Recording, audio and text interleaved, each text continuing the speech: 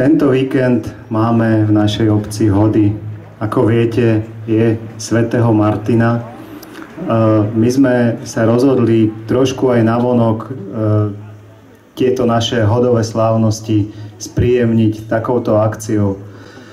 V roku 1757 podľa historických dokumentov, ktoré sa zachovali, Mária Terézia udelila Tepličke nad Váhom mestské práva a v súvislosti s tým aj povolenie organizovať 4 jarmoky v roku.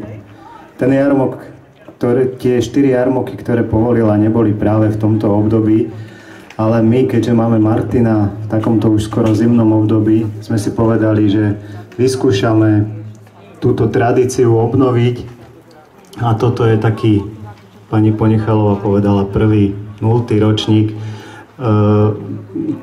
tejto skúšky, takže my sme veľmi radi, že je takýto záujem aj zo strany jarmočníkov a že verím tomu, že prídu aj ľudia, ako povedala Hanka, s peniazmi vo vreckách a tí jarmočníci sa u nás zastavia aj na budúci rok a budeme v tejto tradícii pokračovať.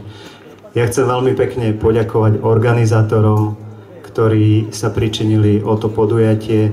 Samozrejme, že som veľmi rád, že je takéto počasie a dúfam, že dnešný deň bude pre všetkých príjemný. Takže otváram Svetomartinský jarmok v Tepličke nad Váhom.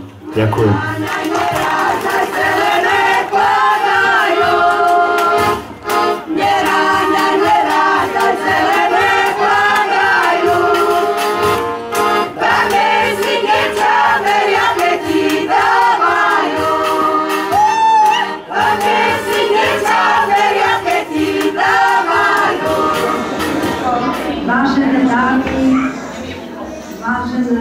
Pán starosta, vážení hostia.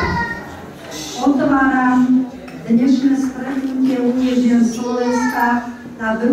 ročníku súťaže o kultúrnu arénu starostu obce.